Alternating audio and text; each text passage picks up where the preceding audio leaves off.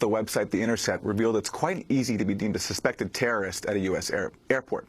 A leaked checklist used by the Transportation Security Administration shows an expansive list of suspicious signs for screening passengers: yawning, fidgeting, whistling, throat clearing, and staring at one's feet. All of these, according to the TSA, are considered behaviors that indicate stress or deception. Well, now The Intercept has revealed who the program actually targets: not terrorists, but undocumented immigrants. Taking a 5-week period at a major U.S. airport, The Intercept found that 90% of all those arrested were detained for being in the country illegally.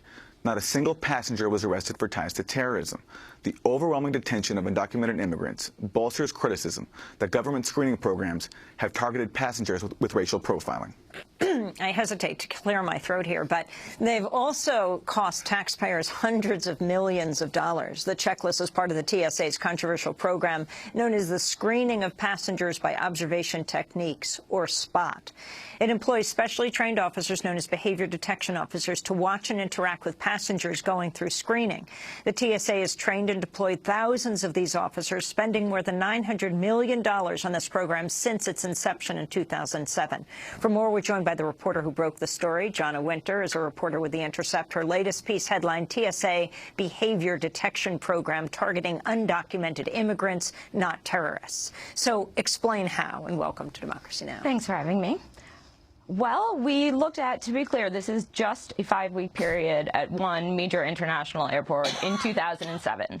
We don't know if this is still what's going on, although all of my sources currently at TSA say it is.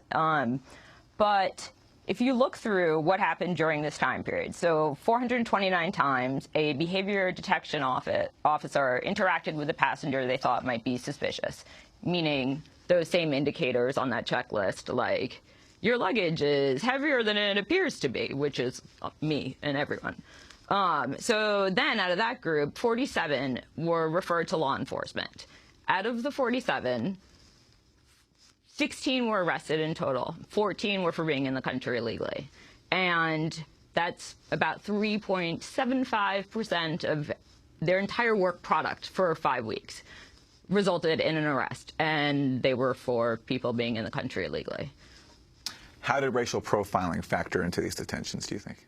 Well, according to my sources, within the program, or people who have worked in the program in the past, or any of the numerous oversight agencies that have been looking at this program for quite a while, the way that it was designed and the model it was based off of was related to what Customs and Border Protection was doing.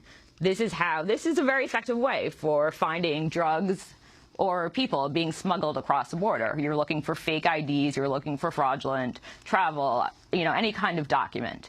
You can, according to my sources, look for these signs, like confusion, people who are wearing pretty similar identical outfits that are brand new, and luggage, all the signs that appear on the checklist for terrorism. But that's not how you find terrorists. It's just how you find undocumented people in the country. So my sources say from the very beginning this was never going to find terrorists. And so what is the TSA saying about these documents? And are they saying that you are now arming the terrorists with the documents of how they seek them out? I have no idea, because when I reach out to them for comment, I hear they have been skiing and unavailable for 5 weeks, or they do not respond. Last night when I got into Penn Station at about 11:30, all of a sudden the one TSA spokesman started favoriting all of my tweets on Twitter, and I was like, seriously? I'm still waiting for your comment. I asked, here's what I have specifically. Do these numbers indicate current trends, nationwide trends? I have no idea what they're saying. They have been defending this program that everyone else has said is based on complete junk science and has spent over $1 billion basically doing the job of Customs and Border Protection, which is not the mission of the TSA. Well, can you talk about this? The TSA encroaching on the mandate of another agency and then possibly jeopardizing the rights of people who are undocumented but not trying to cross a border per se. Well, in some cases they are trying to cross the border, because once you go through an airport, sort of screening point. Yeah. But for the last 6 years, since its inception almost, the GAO, DHS Inspector General's office, various congressional committees have said, looks like you're targeting undocumented immigrants, but TSA is this thing where they classify everything as sensitive security information. It's like their own invented classification. So they couldn't release anything. In the GAO reports, you just see like redacted, redacted, TSA would not supply the documents. People have long been saying that this is what's happening. We just now have numbers to show that here it is, where are your terrorists? Well, Jonna Winter, we want to thank you very much for being with us. A reporter with The Intercept. Her latest piece is headlined, TSA Behavior Detection Program Targeting Undocumented Immigrants, Not Terrorists. And we'll link to it at democracynow.org.